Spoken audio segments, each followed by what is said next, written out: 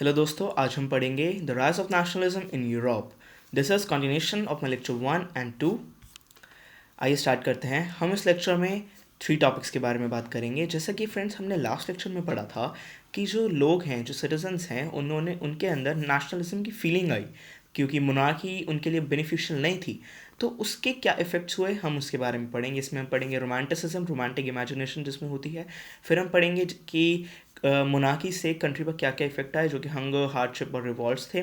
Last में बात करेंगे रेवोल्यूशन ऑफ द लिबरल्स। आइए सबसे पहले हम पढ़ते हैं रोमांटिसिज्म।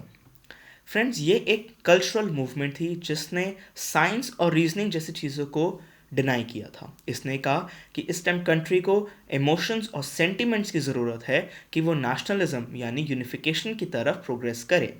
इसमें फ्रेंड्स एक कॉमन कल्चर, कॉमन आइडियाज़ और कॉमन मोटिव की डिस्कवरी की गई और इसमें लोगों ने अपने अंदर से अहंकार को हटाया और आई से वी की तरफ मूव किया। अब आई से वी की तरफ, इसका मेरा मीनिंग क्या है? मीनिंग फ्रेंड्स ये है, लाइक अब आई मतलब हमेशा मैं, कि मैं अच्छा हूँ, मैं ये काम करूँगा। बट उन्होंने मैं को छोड़कर हम की भावना को स्टार्ट किया, जैसे कि हम अच्छे हैं, हम ये काम करेंगे। मतलब कि यूनिटी, तो कंट्री में यूनिटी इंक्रीज हुई और इसका क्रेडिट जाता है friends music, stories, poetry, play और आर्ट्स को। इनकी वजह से ये सब रोज़ जो नए म्यूज़िक्स आते थे, स्टोरीज पब्लिश होती थी, लोगों के अंदर रोमांटिसिज्म इंक्रीज़ हुआ, जिससे कि यूनिफिकेशन की तरफ कंट्री आगे बढ़ा। आइए बात करते हैं कि जो यूरोप में मोनार्की थी, जैसा कि हमने लास्ट लेक्चर्स में पढ़ा था कि नेपोलियन के डिफीट के बाद यूरोप में मोनार्की सिस्टम एस्टेब्लिश हुआ, जो कि ट्रीटी ऑफ वेनिया में डिसाइड किया गया था। उसके क्या क्या इफ़ेक्ट्स थे? सबसे पहला फ्रेंड्स जो इफ़ेक्ट था, इकोनॉमिक हार्डशिप। अब जो ग्रेट इकोनॉमिक हार्डशिप से हमें क्या पता लगता है कि जो इकोनॉमी है वो इंक्रीज़ नहीं हो रही थी, डाउन जा रही थी। ये था मोनार्की का पहला इफेक्ट। फिर फ्रेंड्स जैसे जैसे वॉर्स होते हैं, बॉम्ब्स गिरते हैं, जिससे कि क्रॉप फेलियर होता है, फूड के प्राइसेस इंक्रीज़ हुए, जिससे कि पॉवर्टी भी हमारी इंक्रीज़ हुई क्योंकि मोनार्की सिस्टम में सोशल इनइक्वालिटीज़ होती हैं। जो स्लम्स थे वो क्राउड हो गए, यानी पॉवर्टी इंक्रीज़ हुई। पॉपुलेशन साइज इंक्रीज़ हुआ, तो एम्प्लॉयमेंट अपॉर्चुनिटीज़ हमारी डिक्रीज़ हुई। I hope you got it.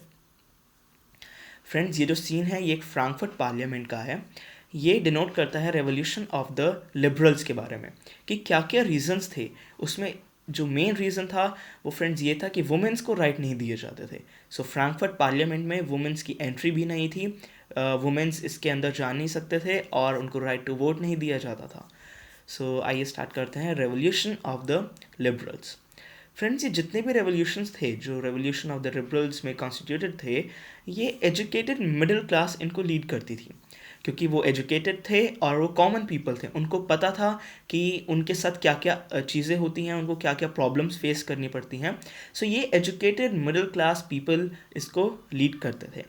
जो रीजंस थे कि वो ऐसे रेवोल्यूशंस क्यों करते थे फ्रेंड्स, क्योंकि वुमेंस को कोई भी राइट नहीं दिए चाहते थे। उनके ऊपर फ्यूडल सिस्टम इम्पोज किया गया था, जिससे कि उनको टैक्सेस बहुत ज़्यादा पे करने होते थे। वुमेंस की पार्लियामेंट के अंदर एंट्री भी नहीं थी और उनको राइट टू वोट नहीं दिया जाता था। Friends, I hope it was clear to you. Lecture 4 में हम बात करेंगे unification of Germany and Italy. Please watch. Have a nice day.